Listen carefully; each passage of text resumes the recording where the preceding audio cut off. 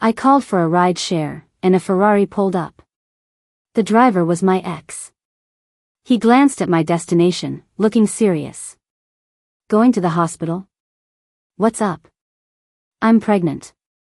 Don't joke around. Don't pry into a passenger's private life. Jack pushed up his glasses, his eyes on my flat stomach. Daisy, we broke up 6 months ago.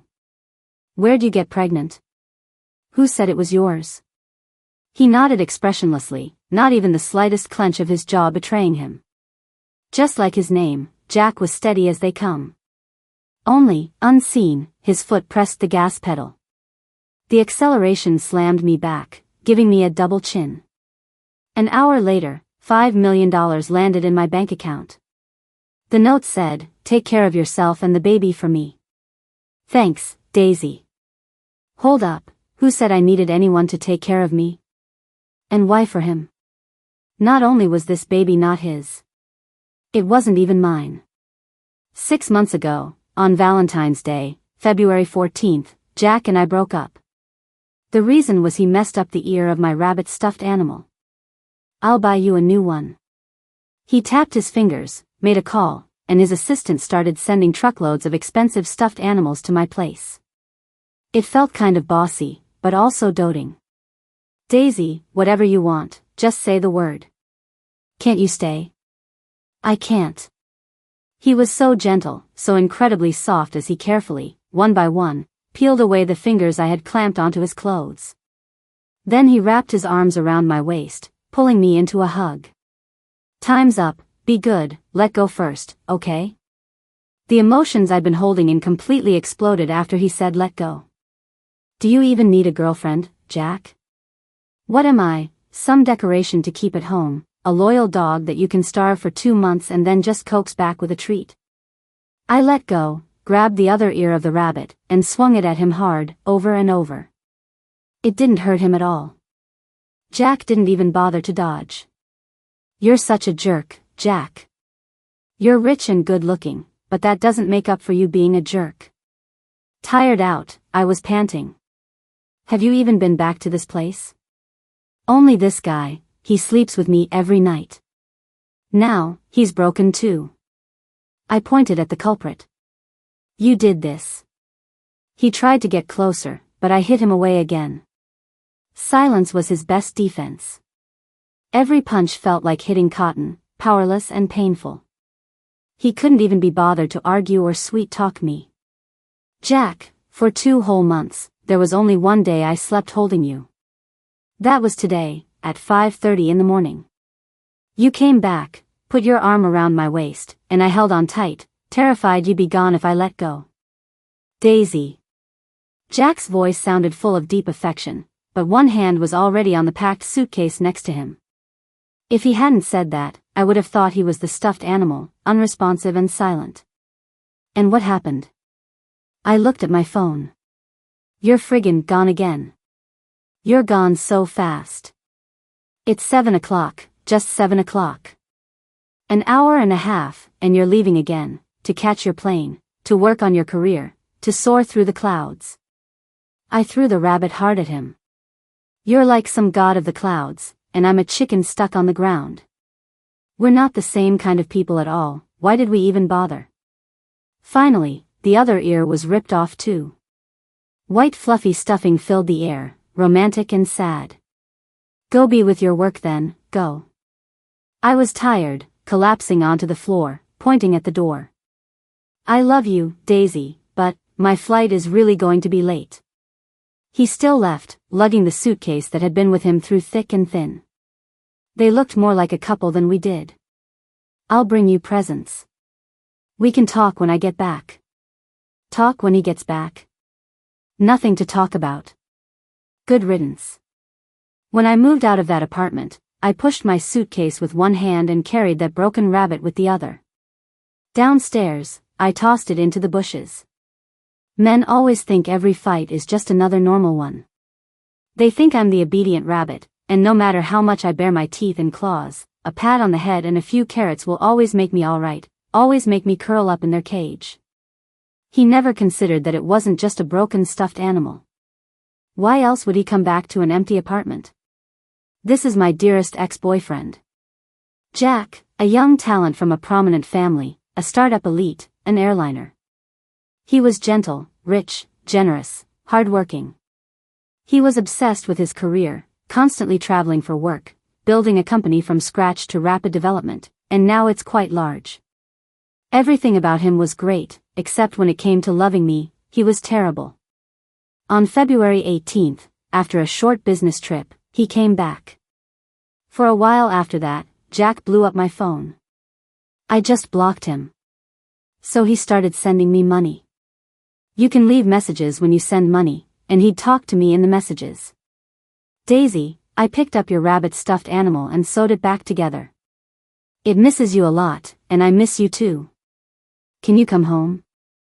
I sent the money back to him and left a message too. Jack, what time is it? Why aren't you catching your flight yet? If you don't fly, the world will stop turning. After that, he came to my place to find me too. At first, he always came with red eyes, waiting downstairs like a rabbit that hadn't slept in days. Once, I saw him scrolling through our chat history. He actually laughed out loud at a message where I'd thrown a fit and cursed his plane to crash and him to be blown up. I honestly didn't see what was so funny. As he laughed, he took off his glasses and buried his face in his knees. After being shut out a few times, Jack would just watch me from afar.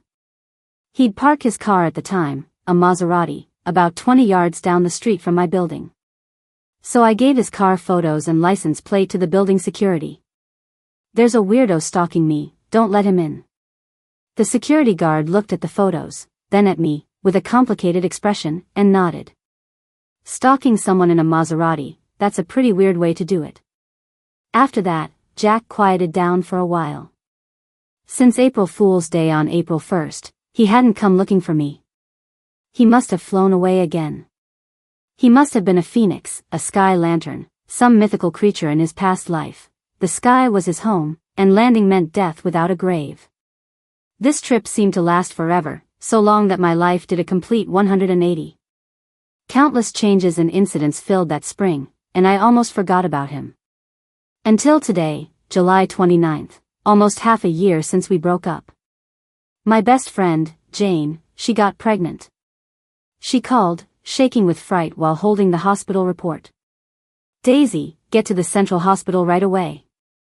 You're gonna be a mom. Half asleep, I was startled awake. Huh? Who's mom? Jane was half nervous, half excited, practically jumping on the phone. I'm pregnant. We're having a baby.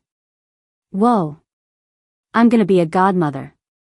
I was wide awake now, grinning from ear to ear, jumping out of bed with messy hair, quickly washing up. Without even drinking water or taking any medication, I called a ride share and ran out the door in my slippers. And then, the ridiculous scene unfolded. I called for a Ferrari. The driver was even super thoughtful, getting out to open the door for me. I cautiously stepped back. He looked up, revealing a handsome face I hadn't seen in a while. I checked the driver info on the app, then looked at the man in front of me. Mr. Jack? Yep. Jack nodded, playing the part perfectly. Last 4 digits of your phone number? Before I could answer, he said it himself. 4088, haven't changed it. Why would I change it? It's not like it's dirty. I looked over his new Ferrari. What, Mr. Jack? Did the car you used to drive get too dirty from me sitting in it? Need a Ferrari to match your new girlfriend? No. No what? I wouldn't let it go. No new girlfriend, and it wasn't dirty. Get in. He lightly pushed my head, shielding me with his hand so I wouldn't hit the doorframe. He buckled me in and closed the door. Only then did Jack get into the driver's seat. All right, Miss Daisy. On your right, there are snacks and drinks you like. Throw your trash anywhere in the car when you're done, I'll take care of it. Pretty smooth, Mr. Jack. I crossed my arms, swinging my legs, and eyed him sideways. How many girls have you used that line on? This passenger seat, this is the first time anyone sat here today. Jack pulled down the sun visor on the passenger side for me. Seriously, this jerk is always being ridiculously thoughtful at the wrong time. So inappropriately thoughtful that it stirred up feelings, ripples spreading everywhere. He pushed up his glasses. Finally open for business. It's honored. Since we started dating, Jack's passenger seat had always been reserved for family. Besides me and his parents, no one else had ever sat there. Once, a female business partner of his opened the passenger door and he immediately stopped her. "I'll call a car for you. Please wait a moment." Jack was politely distant. "Sorry, the settings for the passenger seat are adjusted for my girlfriend right now. I'm afraid if someone else adjusts it, she won't be comfortable." Getting emotional over little things like this, what was the point? If you're so capable, why don't you come home? At the hospital. My best friend Jane looked at me, then at the notification of $5 million in my phone, and laughed so hard she was practically bending in half. Pregnant women shouldn't have emotional ups and downs. Control yourself, be good to my goddaughter, Miss Jane. I couldn't laugh. I reminded her with a straight face. Sorry, it's just too funny. So, Jack misunderstood that you're pregnant, with his baby? Maybe, yeah. So when are you going to tell him? Tell him what? The truth. Why would I? If I don't say anything, let him misunderstand, isn't that fine? I'm not taking the money anyway. I mumbled and turned away. I couldn't even tell myself if I really wanted to completely cut ties with Jack. If you ask me, Jack's pretty good too. He even drove a car for hire for you. How could it be for me? It's probably some new startup project again, the big boss going deep to experience life at the bottom. I pointed at myself. I'm just one of the bottom dwellers he happened to run into. Huh, too bad for him, it wasn't some other pretty girl. Jane shook her head. Daisy, stop being so stubborn. When you broke up with Jack, you cried so much. I have videos on my phone. She pointed to a building on a distant mountain, the local astronomical observatory. Remember? I went up there with you. You pointed at a satellite model and said. I quickly covered her mouth. Dead memories suddenly started attacking me, like a hail of bullets, leaving me bruised and battered in an instant. Jane shouted muffled words. You said you wanted to be launched into space too, so you could be side by side with Jack. So embarrassing. Jane's checkup went smoothly. Leaving the hospital, I was surprised to see Jack's car still parked at the entrance. I walked, and he followed. Creeping along inch by inch, it was tough on the Ferrari, which had to drive slower than a shared bike. Finally, I couldn't take it anymore and knocked on his car window. Mr. Jack, don't follow passengers. Get in, and I won't follow. Follow me again and I'll report you. Jack followed even closer. Please don't report me, okay? He looked at me pleadingly. I've been trying to get a ride request near your place for over 10 days, and I finally got yours. Please, I'm begging you, don't make me lose my job. Don't pull that stunt, Jack. Love that arrives late is cheaper than grass. I stepped back. Don't play the emotional card, don't act pitiful. So he changed the subject. What did the doctor say? Is the baby stable? How many months along? It's great, 3 years. It's a Neza, already talking to its mom from inside my belly. That's good then. I couldn't get him, so Jack went with it. Did the doctor give any instructions? Eat more universe rings and celestial silk, practice martial arts when you're bored, don't let the kid be too idle. He nodded understandingly. When are you going to the hospital next? When flooded. He wasn't annoyed, but I was getting impatient. Any other questions, Mr. Jack? He thought for a moment. Can I be the baby's dad? What's with wanting to be a dad so much? I put a hand on my hip, speechless. Can you? Why haven't you dropped dead yet, Jack? Can I? He raised an eyebrow. No. He nodded. Get in, let me take my baby home. Who was his baby? Was he even listening to me? All right, roughly speaking, I was his little baby for 3 or 4 or 5 years. So I got in the car. Halfway there, Jack took a call. On the other end was a gentle, intelligent female voice. Faintly, I heard her say, "The airport is really backed up. Maybe you don't need to pick me up. I can just go straight to your company." As expected of a ride-share driver, turns out I wasn't his only ride. Jack cleared his throat, silent for a few seconds. Okay. After a while, Jack let out a sound through his nose, like a kid caught doing something wrong, not daring to speak because I'd seen his guilty secret. I glanced at the caller ID, an English name, Jane. Sounded very international. See you later.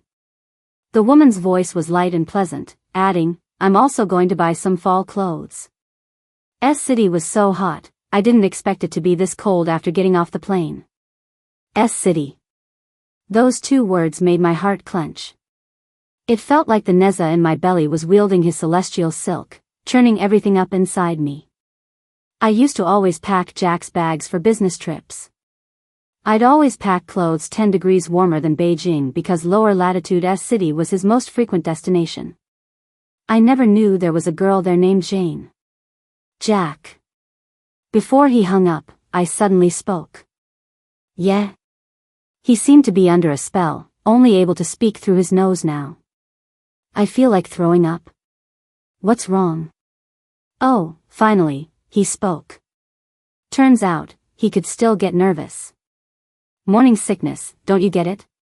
Pregnant women feeling sick is totally normal. I said coldly, my words sharp. If you don't even know this, how can you be a dad? When I said those nonsensical things, I even deliberately raised my voice. I didn't know what I was competing with, or who I was competing against. Jane? Or Jack? It was weird. We had broken up. Who he was meeting, what did that have to do with me? Can I throw up in your Ferrari? I asked him, chin up. Jack's face was slightly grim. He pushed up his glasses with his middle finger. Daisy. No way, no way. Full name and everything. Was he already annoyed? You can do anything you want. From the other end of the phone, Jane's awkward voice finally came through. She used Jack's English name and asked, Is it not a good time for us to meet today? No problem, it's fine. Jack found a parking spot by the side of the road and slowly pulled over, hanging up the phone at the same time. I really don't have any experience taking care of pregnant women. He looked at me devoutly. But starting today, I'll seriously learn. Now, can you tell me first how to make you more comfortable? You absolutely have to see this Jane today, don't you? Not necessarily, but preferably today. Whoa, that meant he'd have to see her sooner or later. Did your previous trips to S-City have something to do with her?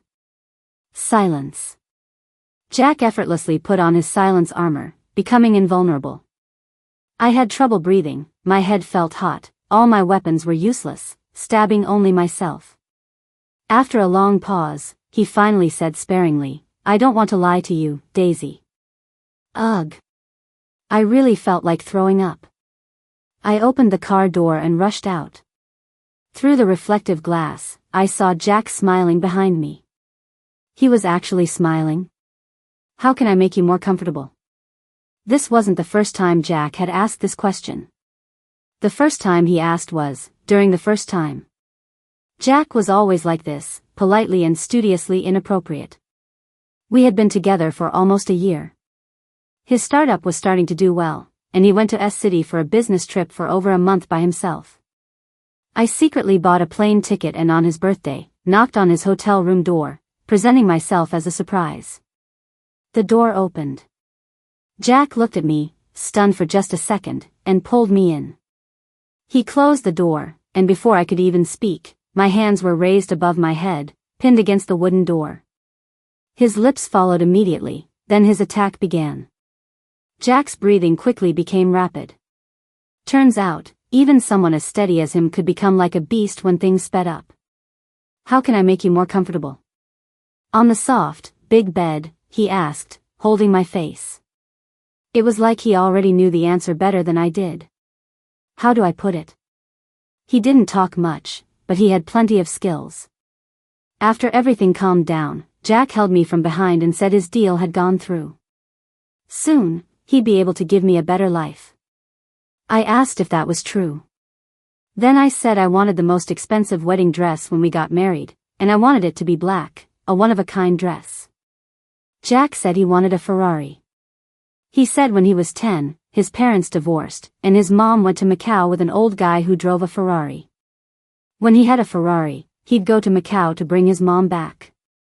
It's a shame he didn't tell me then that a better life meant a big house, a Maserati, truckloads of stuffed animals, but not these ordinary nights we spent holding each other. Of course, back then, I also didn't know that in the same city, there was a girl named Jane. And today, he really wanted to see her. Jack suddenly messed up my life completely. The next evening, I went to a girls' night out that I'd planned earlier. My best friend Jane was pregnant and had to temporarily say goodbye to hard liquor and backless dresses. She asked me to share her good news. When everyone's here, I have something big to announce.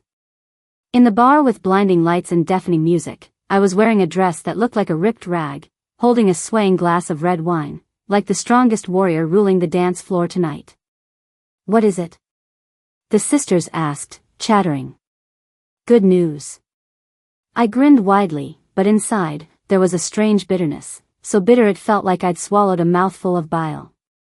Being late seemed to be an unwritten rule.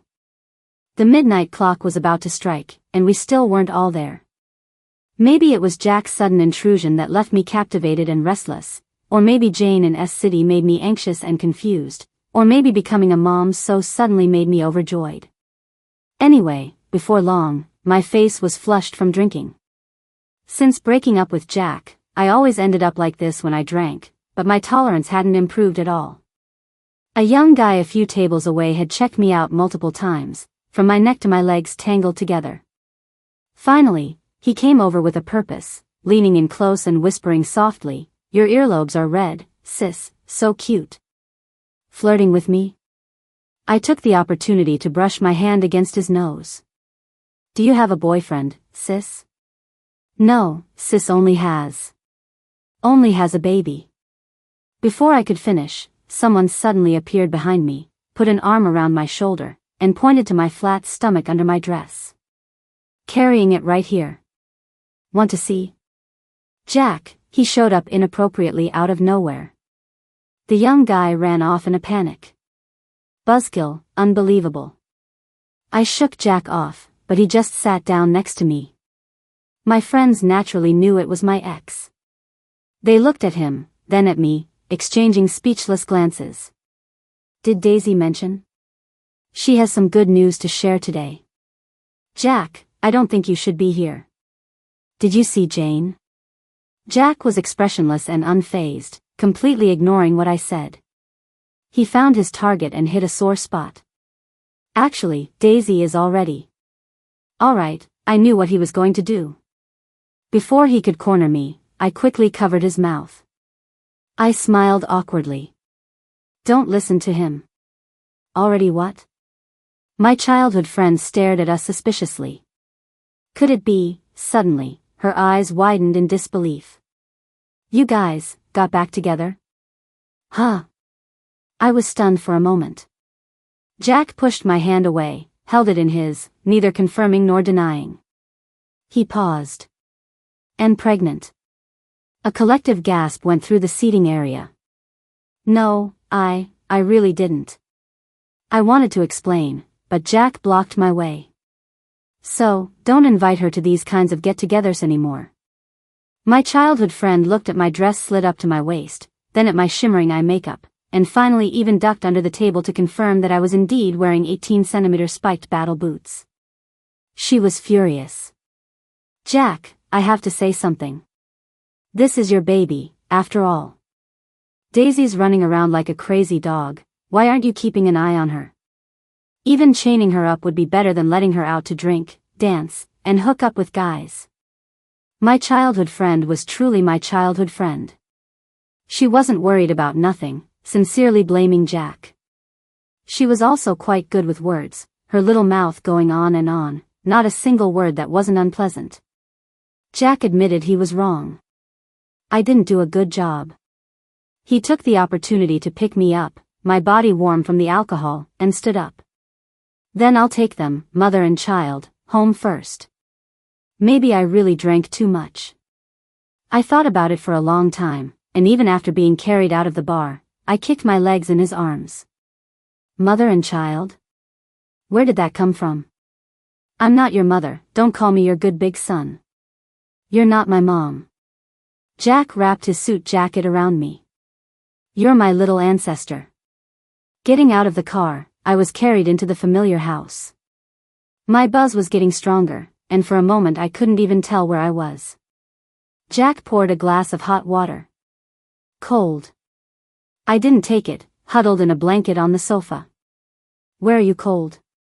I rubbed my bare feet together. Jack immediately understood. He first warmed his hands with the water glass, then took my feet and tucked them into his arms. Still cold? Cold. I nodded. Where are you cold? Every night you're not home, it's cold. Jack didn't say anything, but held my feet even tighter. His face sank, his eyelashes fluttering slightly, looking dim. After a while, he called my name. Daisy, I was so bad in the past. Yeah, pretty bad. His voice was low. But I love you. Where's my rabbit? I didn't want to listen, so I deliberately pulled the blanket over my head and quickly turned away, avoiding his gaze. I'm sleepy and cold. I want to hug it to sleep. Wait a sec. Jack got up to get it, but after a couple of steps, he suddenly turned back and knelt by the sofa. Unexpectedly, he held up 2 fingers to his head, like ears. Hug me. I'm your little rabbit, Jack. I roughly pinched his face, tugging it back and forth. Who did you say you are? You're Jack. I mumbled to myself. He nodded. Boom. Bang. Suddenly, I held up one finger, raised it above my head, and opened my palm. Jack loves going to the sky the most. Launch him up there. Blow him up into fireworks. Jack was stunned for a moment, then smiled wryly. Don't blow me up into fireworks. His head slowly drooped. While rubbing my cold hands over and over, he leaned his head against mine. Keep me by your side. Okay, Daisy? I didn't answer him. Jack got annoyed. He lunged forward, his familiar scent invading me under my lips. The endless onslaught left me with a sore back and weak legs. The next morning, I woke up in Jack's bed, indeed surrounded by his scent. But I was still fully clothed. Damn, it was just a dream. This was too embarrassing. I blushed from the base of my neck to my forehead, unsure if it was from shame or annoyance. Daisy, you're such a failure. So obsessed with looks that you dreamt about it, and you still didn't even get him. Was it because I couldn't do it? Before I could think about it, my mom called, and I realized I'd been woken up by the ringing. Drank too much last night again? How could I? I laughed awkwardly. 2 cold snorts from the other end. Getting gutsy, Daisy. Not drinking anymore, just getting pregnant, huh? I was speechless. No need to even think about it, my childhood friend must have said something. That chattering little mouth was really like eating stinky tofu on the highway, smelly and fast. Whose is it? I sighed deeply, saying helplessly, to be honest, it's Jane's. My mom paused for a moment, then exploded with anger. Do you think your mom's an idiot? Why don't you just say you're pregnant with Ineza? I actually did say that. Daisy, breakfast is ready. Suddenly, Jack pushed the door open at the wrong moment. He deliberately raised his voice by 3 tones, afraid my mom wouldn't hear. Talking to Auntie? He leaned towards the phone. Hello, Auntie. It's Jack. Did you receive the caviar I sent? My mom on the other end of the phone immediately fell silent. Why was I waking up at Jack's place? I was also silent. When did he send my mom caviar? A moment later, my mom seemed to have caught onto something incredible, grinning from ear to ear. Oh, Jack, you should have said you two were back together. This child Daisy, what time is it and she's still sleeping? It must be hard on you making her breakfast. You too, don't spoil her too much.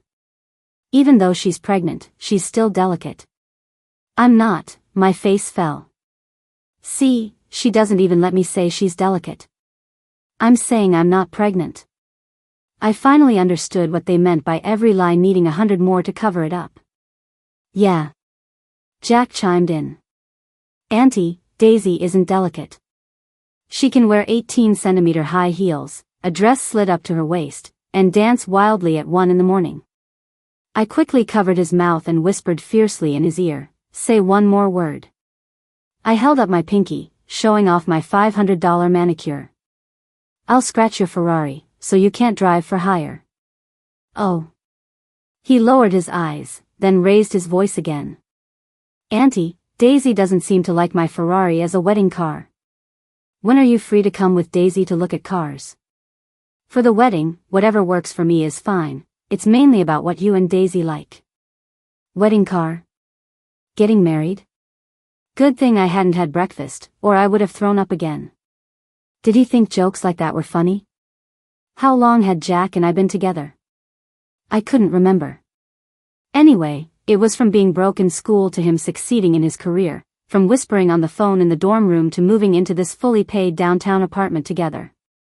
Unfortunately, I waited year after year, but the words get married never came out of his mouth. I was finally tired of waiting. And now he was asking me to look at wedding cars when I had time? What did he think I was?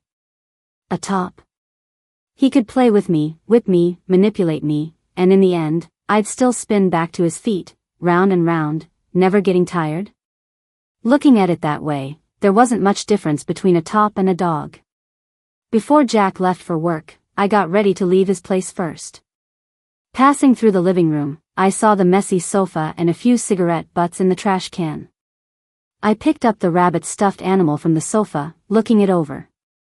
The stitches where the ear was sewn back on were crooked, and it smelled faintly of tobacco. He must have slept here last night, holding it. I couldn't help but mutter, smoking again? When did that start? The time I sewed your rabbit's ear. Like a child caught doing something wrong, he pushed up his glasses to hide his emotions. I'm clumsy with my hands. I sewed for a whole night. I was too sleepy, so I smoked a few to stay awake. Don't smoke anymore. As I reached the door, Jack called out from behind me. Daisy, can you throw this out for me downstairs? I'm not throwing it away. Be good. I said slowly, word by word, I said, I'm not throwing it away. I understood his game. He was trying to act like we were still together. But I didn't understand myself. Looking at the cigarette butts he had smoked, my heart ached. After that, Jack didn't contact me again. Invading my life, then suddenly disappearing, he must have thought it was fun. I have to admit, playing hard to get, it's always a tired trick, always gets under your skin.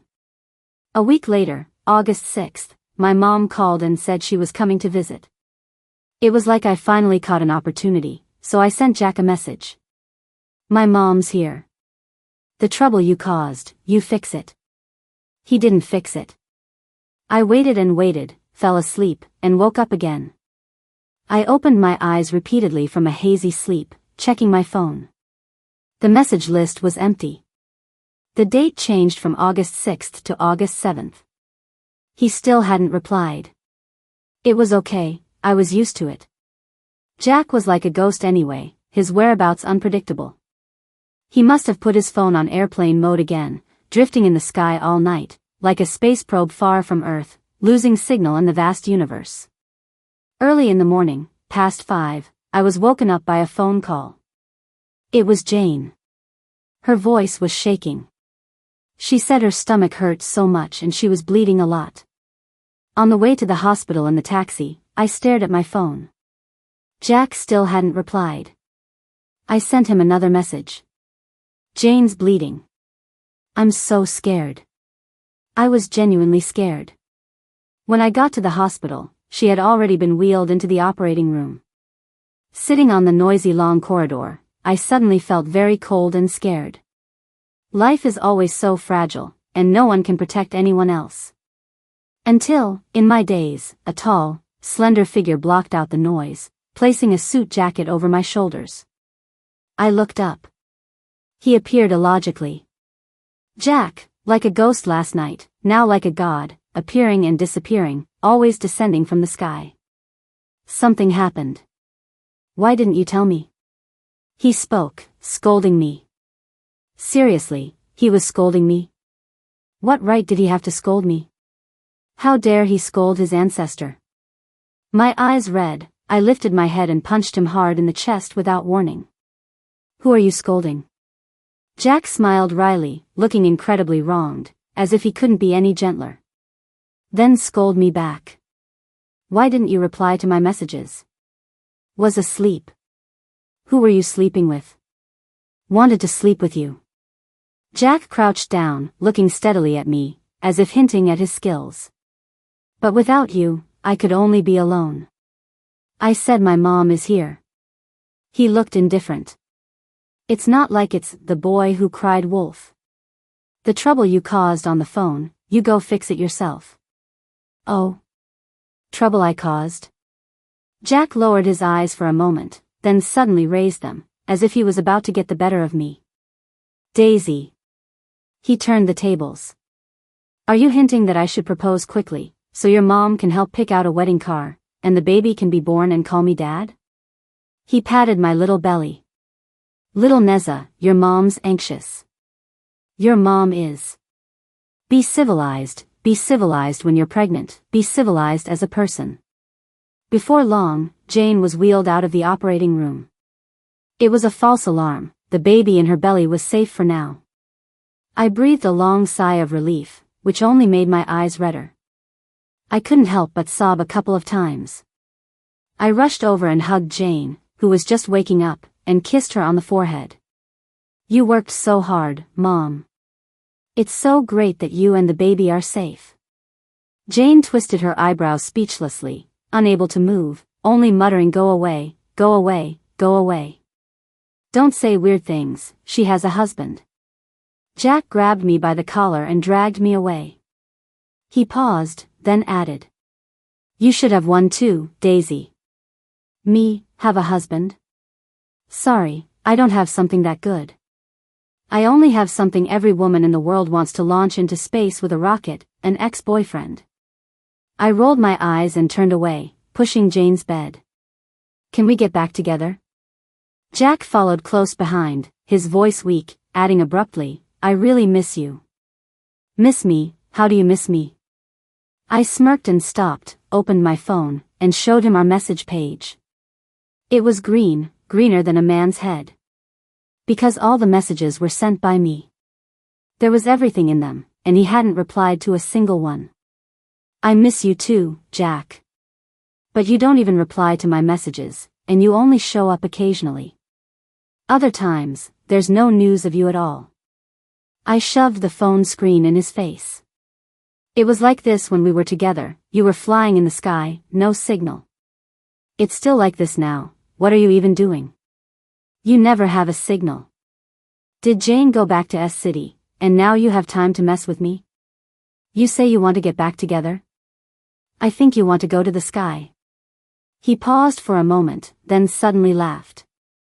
Are you jealous of Jane? What kind of way to highlight things was that? No.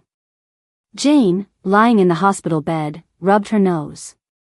I can smell the sourness. I said no. He was tall. He pressed a hand down on my head. My baring teeth and claws were easily controlled by him. He was laughing again. After getting Jane settled in the hospital room, the nurse said hello to me. "Long time no see, Miss Daisy." It's a hospital, not seeing someone is a good thing. Jack wasn't comfortable going inside, so he sat outside on a chair, playing on his phone. His screen was full of white space, all the messages I'd sent. After settling Jane in, I walked out. Jack looked up. "I saw your messages." "What?" "Sorry, I had to deal with some things this morning and didn't get a chance to reply." He paused. "But when you said you were scared, I came back." He looked at me steadily, his eyes bloodshot from staying up all night. "I was so scared that you were scared." He was scared? He said he was scared? I thought the only things Jack would be scared of were his company's dwindling revenue, its stagnant growth, or its unsold new products. Things related to me were always last priority, not worth his energy or emotional distress. The word scared was too heavy, I couldn't bear it. But now, his voice was really shaking. Deep, hoarse. "Daisy, all this time, every day, I've been scared, how scared you would be when I wasn't by your side, how much you would miss me. If at those times, you couldn't find me, or had no reason to find me at all, I really didn't dare to imagine." "Yeah, you're right." I admitted openly. I was pretty scared. A lot of the time, when you weren't there, I was really scared. I nodded calmly. "But I'm more afraid of us just continuing our relationship confusedly, when I'm not even sure how important I am, or if we're even right for each other. I want a simple, cozy home. You want the sky outside. You want to fly. Neither of us is wrong, we're just not in the same space. I'll land by your side." He took my hand, it was cold. Landing comes with a price. Unity means one side sacrifices and compromises. "Jack. Can we get back together?" Abruptly, Jack asked again. I looked down at him, as if for the first time, I held the power of choice, I was looking down. He looked so pitiful, praying and pleading with his eyes. "Jane seems to be calling me." Not having an answer ready, I pulled my hand away and ran off as if escaping. After sending Jack away and settling Jane in, I received a phone call. On the other end was an unexpected female voice. "Jane. Miss Daisy." She was respectful and trying to please. I cautiously kept my distance. She got straight to the point, asking to meet at her studio in an hour. Turns out, she hadn't gone back to S-City. "I don't have time." Jane was silent for a moment, seeming a bit helpless and reluctant. "Jack wants you to come." "Oh. Is there something important you two need to tell me in person, together?" "Yes." Jane cleared her throat. "It's very important, so, see you there." After hanging up, I frowned, a jumble of chaotic guesses flooding my mind. "Go quickly, get away from me, please." Jane motioned towards the door. "Go figure it out, go think it through. What kind of ending do you and Jack want? Don't leave with confusion, and don't leave with regret." Jane's studio was really beautiful, filled with girls' dreams. "Miss Daisy, I asked you to come because I have something to give you, a gift Mr. Jack ordered for you." She pulled back a curtain. Unexpectedly, under the sacred white drapery, a wedding dress was revealed, a black wedding dress, strikingly eye-catching. 6 months ago, Mr. Jack came to my studio in S-City and asked me to custom make this black wedding dress for you. He said he would propose to you in a few months and asked me to send it here then. A wedding dress. He was making my dream come true. I covered my mouth, all the scattered pieces connecting. When did he order it? Which day? Jane showed me the order. The date was clearly written in the bottom right corner. February 14th, Valentine's Day, the day we broke up. That day, he had to catch an early flight.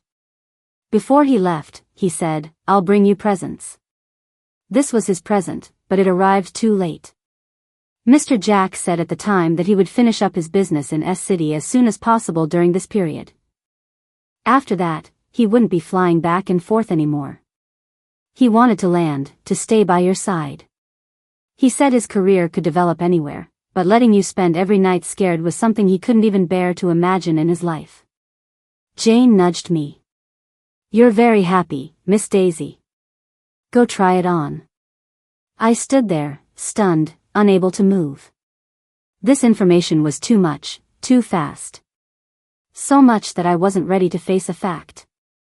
A fact that Jack seemed to genuinely love me. Two people who aren't right for each other don't suddenly become right unless one person changes. I always thought I was the one who compromised, but I never thought that Jack had been quietly changing in places I couldn't see. He was silent, deciding to give up flying. No wonder on that morning we broke up, he left so resolutely. It was because he was impatiently arranging everything. No wonder after we broke up, he suddenly had so much time, suddenly started orbiting around me everywhere. But I still didn't understand why he hovered for 2 months, then suddenly disappeared, and then vanished as if into thin air, only reappearing now. But it's okay, there's still a long road ahead. What's past is past. Now, it was my turn to be impatient. In the fitting room, I looked at myself in the mirror, at this black wedding dress that fit perfectly. The dreams we had when I went to S-City to find him, holding each other, were all coming true, one by one. We had also run into new problems, seemingly unsolvable. In reality, the solution wasn't about us continuing to rush forward blindly. Two intersecting lines, after crossing the intersection, if they continue in their respective directions, they will only go further and further apart. Taking a step back, we can meet again. Does it look good? The fitting room door opened, and I asked Jane with a smile, but suddenly walked into a hug. Jack, who had been waiting here for a long time. Waiting anxiously for his ex-girlfriend to wear a wedding dress. Let me see. He held me, turning me around to look at me closely. Beautiful, my bride. Finally, we seemed to truly see each other. Not yours yet. You should say, beautiful, my ex-girlfriend. Then are you ready to be my bride? Jack knelt down on one knee. Daisy, maybe you're right. Humans aren't meant to fly at all. Now, let me land, let me stop by your side, okay? Ready? I didn't know, but I had been getting ready for so long. From before we broke up, to after, every single day I was getting ready. Getting ready during the day, getting ready in my dreams at night. I once thought that in this life, my preparations would never be useful. Okay. I held out my hand to him. His lips moved, saying something I couldn't hear. This is the last page of my dream. If only everything could stop here. 3 days later. My mom arrived. Not as happy as I expected, her face was full of worry. You said you saw Jack. When she mentioned Jack's name, she looked like she was facing a formidable enemy. Which days? Which days? It didn't seem like many days. July 29th, 6:58 a.m., Jane told me she was pregnant. When I called for a car, I met the ride-share driver. July 30th, 11:37 p.m., I was drunk at a bar with friends. Coincidentally, a young guy hit on me, and Jack helped me out. July 31st, 8:15 a.m., I woke up in Jack's bed and got a call from my mom. August 7th, 5:02 a.m., Jane said she was bleeding, and I rushed to the hospital. Jack descended from the sky and asked me to get back together. I saw him a total of 4 days. Cold sweat beaded on her forehead. My mom gently pushed me away and rushed into my room, pulling out my medical records and pill bottle. She poured out the white pills, counting them one by one. There were 4 extra. There were 4 mornings I hadn't taken my medication on time. She suddenly understood. Her back to me, she hung her head, hands on the edge of the table, her shoulders shaking slightly. Daisy, Jack isn't coming back. Her voice was thick with emotion. You have to take your medication on time for your illness to get better. I didn't understand what she meant. Where did Jack go? My mom turned to look at me, forcing a difficult smile, and pointed a finger at the ceiling. You forgot, he flew away. He was in the sky. Oh, right, I forgot. Jack flew away. February 14th. We broke up, and he flew to S City. February 18th. He came back, tried everything to reconcile with me, but it didn't work out. I blocked his contact information. March 27th. I found out I was pregnant with Jack's baby. I wanted to tell him on April Fool's Day. Thinking about it now, maybe my mom told him first. Otherwise, he would never have had the chance to know in this lifetime. April 1st. Jack flew to S City again to resolve the last remaining issues. After that, he could stay and wouldn't have to keep flying back and forth. Sadly, on this trip, he couldn't come back. The plane he was on crashed. This was the most absurd, yet most real joke I'd ever heard on April Fool's Day. April 2nd. I added back all his contact information. Jack, where are you?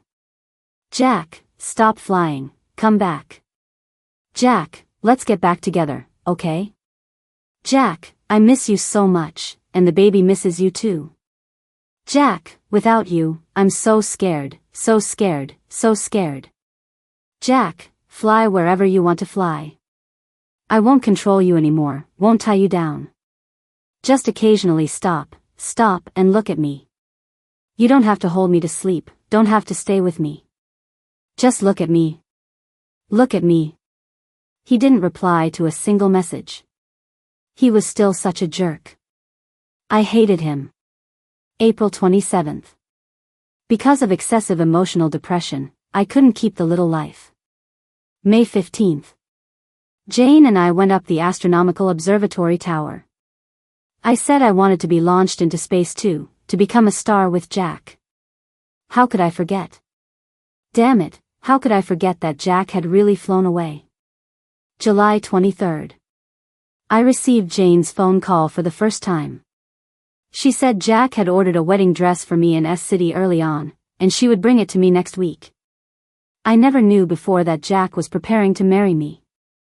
I thought he didn't care about me, thought he didn't love me. It must have been at that moment, from that moment on, my brain started to mend my regrets. Wildly and without regard for the cost. Shortly after, on the morning of July 29th, I got a call from Jane. She said she was pregnant. I was so happy that I rushed out too quickly and forgot to take my medication. I called for a car and got that driver. At that moment, without the constraints of medication, my brain started to lose control. I imagined the horse-shaped logo was a Ferrari, and I imagined the driver with the same last name was Jack. Coming out of the hospital, I received a call from Jane in the taxi. She said she was coming to see me, but I made her an imaginary enemy. That same day, I received the $5 million insurance payout. Along with Jack's last dying wish, take care of your child for me. Thank you, Daisy. I didn't do a good job. Jack, stop being such a jerk. Take care of your own business. No one will do it for you. July 30th, midnight. I was drunk at a bar, and a young guy came up to hit on me. He asked me, "Do you have a boyfriend, sis?" I said, "No, sis only has." I opened my phone's screensaver, which was a photo of Jack. The young guy was charming, but at that moment, him running away in a panic was also quite funny. That night, I left the bar and stumbled to Jack's place. I slept there all night, hugging his pillow, inhaling his scent. When I left the next day, I saw the cigarette butts in his trash can. Those cigarette butts that had been there for half a year. I couldn't bear to throw them away. I really couldn't. These were all his belongings left behind. August 6th night. I texted Jack. As usual, he didn't reply. He would never be able to reply to me again. I forgot again. August 7th morning. Jane called me to the hospital again. In my hurry, I forgot to take my medication again. Jane, I'll call her the nemesis of psychiatric medication. At the hospital, I saw the nurse who had taken care of me when I had a miscarriage. She said, "Miss Daisy, long time no see." That same day, I saw Jack for the last time. In Jane's studio, I finally wore the gift he had prepared for me. Then, I forcefully created a perfect ending for myself. How I wish that was really the ending. In Jack's music app, the last song he listened to stopped on April 1st. It was Humans Are Not Meant to Fly. The song says, how can humans fly if they're not romantic enough? I think the best gift Jack left me is the ability to fly. He doesn't need to land. In some dimension, we are flying together. I am very weak. I can't face a relationship that's gone bad, nor can I face the death of someone I love. I am also very strong. In a life filled with sorrow, I once achieved a fleeting, empty perfection.